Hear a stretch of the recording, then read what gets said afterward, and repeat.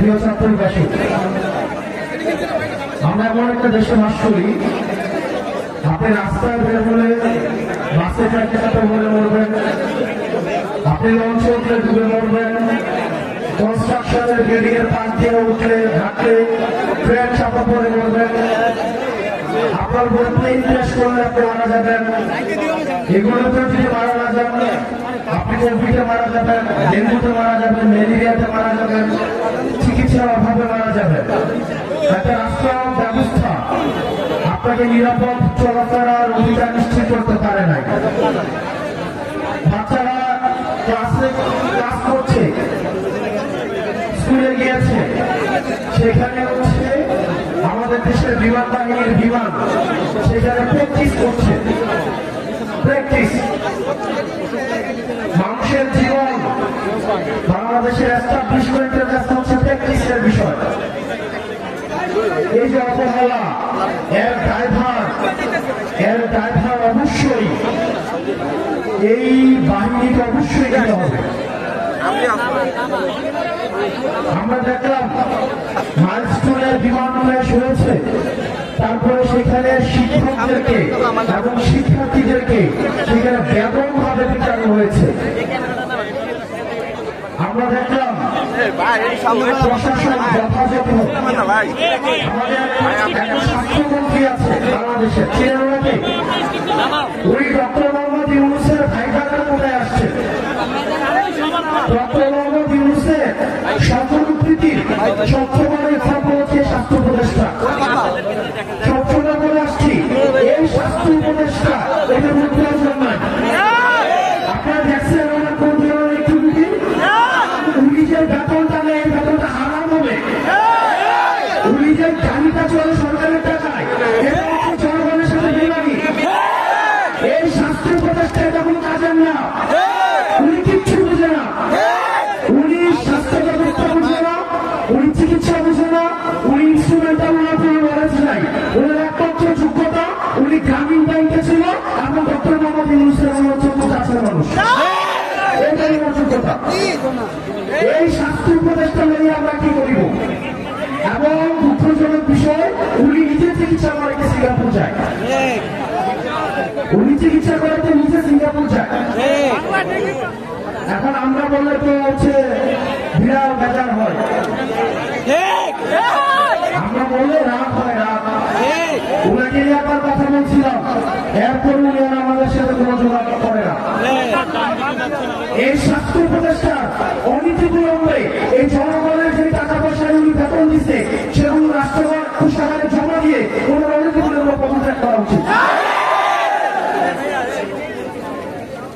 প্রিয় ছাত্রবাসী, আমরা এই উত্থানের পরে রাষ্ট্রটাকে ঢেলে সাজাতে চাইছিলাম, কিন্তু দুঃখজনক বিষয় আমাদের স্বাস্থ্য ব্যবস্থা আগের মতো, আমাদের আইন শৃঙ্খলা ব্যবস্থা আগের মতো।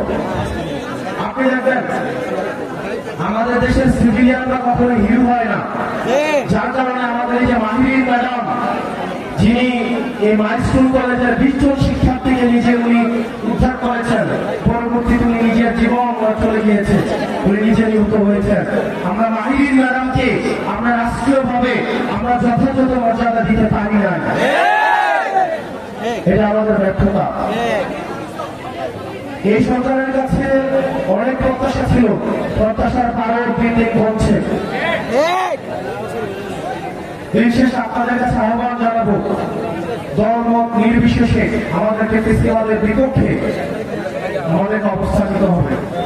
আপনারা গতকাল দেখছেন লাশের উপর দিয়ে এই আওয়ামী ফেস্টিভাল আবার তারা হচ্ছে রাজনীতি করার চেষ্টা করেছে।